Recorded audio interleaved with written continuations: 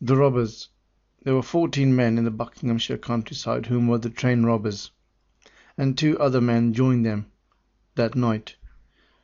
The man brought in to drive the train the few hundred yards from where it was stopped and ambushed to where it was robbed, and his minder.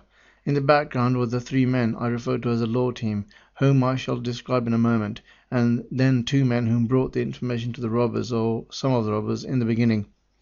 This operation would need some funding, and it would help to identify where that money came from. It not only needed funding, kind note for myself, it not only needed funding, it needed information, intelligence. The story some of the robbers gave when they came out of prison was a German connection, which was soon demonstrated as false, but this came from one of the better written of the accounts by Pierre Paul Reed. Robbers were spenders, but a contemporary writer, Peter Fordham, suggested crime was changing, and so, therefore, were the criminals. Gone were the days of the opportunist and the smash and grab. Numbered were the days of the wages snatches. It was time to plan thoroughly before acting. So this was planned thoroughly before it was orchestrated. So not only funding was needed, a plan was needed. This plan was thoroughly thought out. The sentiment was echoed by Detective Superintendent Futrell, whom was head of the CID in Buckinghamshire. He said, "The casual days of the raiders who went in for immediate big spending are over. The stakes are higher, the organization better. The new mortal criminals have turned it into a business, quite often a very successful one. The villains have got away with the record-breaking amounts of money, outstripped their American and continental rivals, and in scenario and plot they have even outdistanced the television and film script writers." So he's saying that these criminals are of a remarkable nature. They even outwit the film and script and television writers.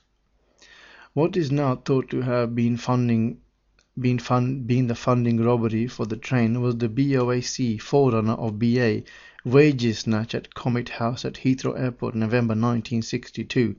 This netted a gang £62,000, which would have been enough for the outlay and enough to keep key members of the criminal gangs out of trouble and therefore prison, so that their part in the train robbery would be secure.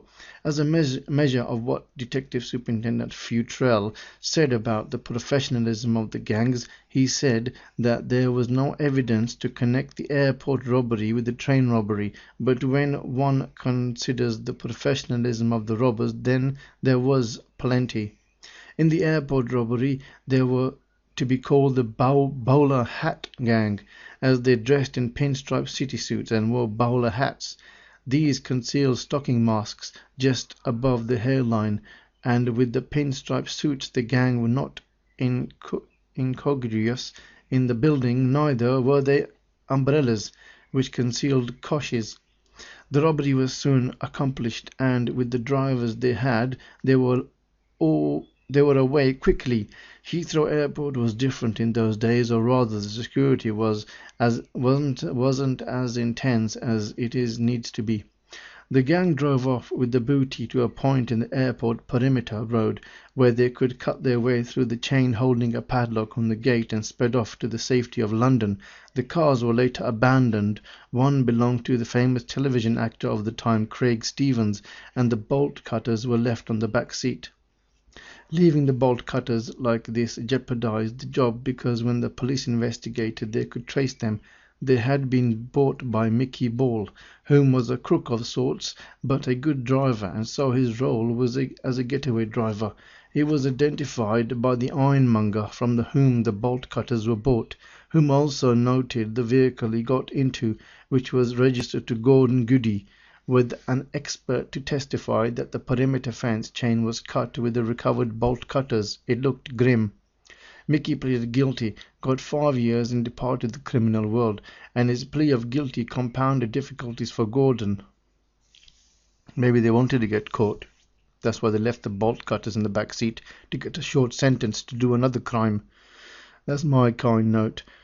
But Brian Field, whom was a solicitor's managing clerk, sorted a few things out, such as bail and his defence. The other robbers on the airport job were either acquitted or the charges were dropped.